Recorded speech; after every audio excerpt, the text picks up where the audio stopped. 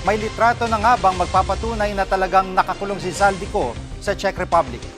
Alam mo, Jiggy, unfortunately, wala pa rin tayong hawak na kopya ng mga litrato o ng video materials na nagpapakita na nananatili pa rin sa Czech Republic ang pugante, dating ako Bicol Party List Representative Zaldico. Pero sa video message ni Pangulong Bongbong Marcos, malinaw ang kanyang sinabi na base sa kanilang impormasyon ay nananatili pa rin nasa ilalim ng otoridad ng Czech Republic ang dating kongresista. Binigyang diin din ni Pangulong Bongbong Marcos na inatasan na niya ang Department of Justice at ang Department of Foreign Affairs para pangunahan ang pakikipag-coordinate sa pamahalaan ng Czech Republic patungkol nga dito sa kaso ni Zaldico. Ang siniguro nitong si Pangulong Bongbong Marcos, iuuwi nila dito sa Pilipinas si Zaldico at papapanagutin nila sa lahat ng mga kasalanang nagawa niya pero kailangan dumaan sa batas. Ang sinasabi ni Pangulong Marcos, magpapadala rin sila ng high-level coordination team dyan sa Czech Republic. Hindi pa niya binanggit kung sino-sino yung mga individuals na pupuo dito sa sinasabi niyang komite o team na ito, pero sila raw ang tututok sa kaso ni Zaldico. Pakinggan natin ang pahayag ni Pangulong Bongbong Marcos.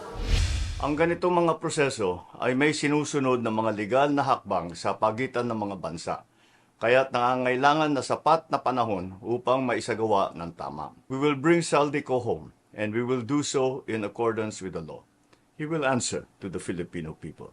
At Maricel, dun nga sa post ni Attorney Harry Roque, sinasabi niya na parang may window itong si Zaldico sa international law na yung sinasabi niya sa Czech Republic, pwede siyang igiit niya na mag-a-apply siya ng asylum.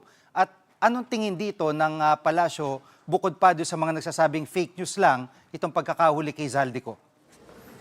Sige, Jiggy, balikan lang natin yung mga naging pahayag ni dating presidential spokesperson at ngayon ay asylum seeker na si Attorney Harry Roque over the weekend.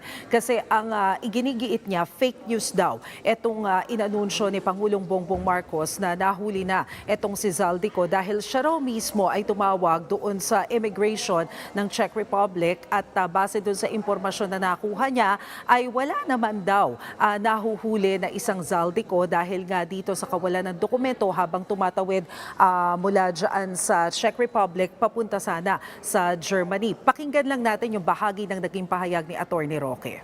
Sinabi ng Presidente Marcos Jr. aka Bangag tungkol kay Zaldico ay fake news.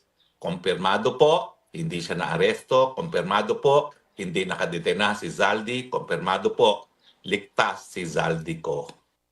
Jiggy, itong mismong pahayag na ito ni Attorney Harry Roque, ipinadala natin sa Presidential Communications Office, partikular kay Palace Press Officer Undersecretary Claire Castro para mahingan sana ng pahayag at paliwanag ang Malacanang tungkol dito sa akusasyon na ito ni Attorney Harry Roque.